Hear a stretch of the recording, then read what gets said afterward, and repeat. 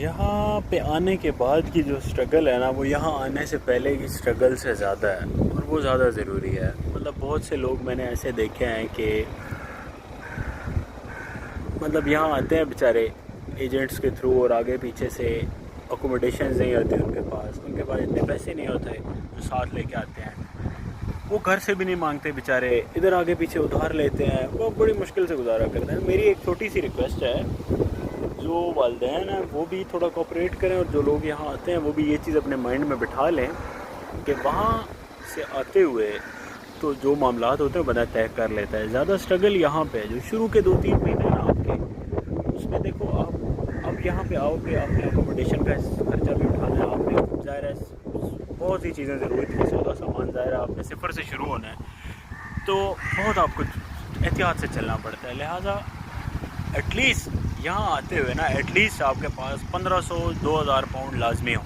1500-2000 pound ہوگا تو آپ کا 2 مہینے کا خرچہ، 2 سے 2.5 مہینے کا آپ آرام سے گزار سکتے ہیں، کیونکہ آپ جب یہاں آئیں گے ظاہر ہے آپ نے سیکیورٹی بھی دینی ہے، جس طرح پاکستان میں ہے یہاں پہ بھی وہی طریقہ ہے۔ اگر آپ کا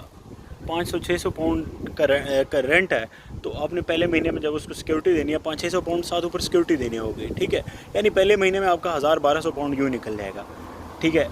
اگر آپ تھوڑا سائڈ پہ رہ رہے ہیں کسی مطلب چھوٹے شہر میں، یا تھوڑا سائڈ پہ تھوڑا سستا آپ کو مل گیا، تو تب بھی آپ کا پہلے مہینے میں 800-900 پاؤنڈ تو لگے گا آتے ساتھ۔ تو آپ ابھی ایک مہینے میں تھوڑا جگہ ایکسپلور کر رہے ہوں گے، ادھر کو لوگوں کو آگے پیچھے، اگلے مہینہ آ جائے گا، اگلے مہینے کا رینٹ دینا ہے، پھر خرچہ اسی طرح۔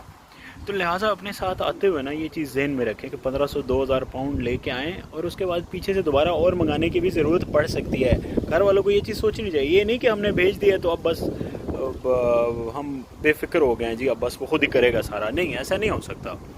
شروع کے 2-3 مہینے تھوڑی اسٹرگل ہے، تھوڑی سپورٹ کرنا چاہیے گھر والوں کو، اور جہاں آپ نے اتنی مشکل اٹھائی ہے، جہاں آپ نے اتنا بڑا رسک لے لیا تو تھوڑا سا اور سپورٹ کریں۔ اور ایک چیز اور، اگر آپ کے پاس اتنا نہیں ہے کہ آپ مطلب وہاں پہ آپ کی جاب پاکستان میں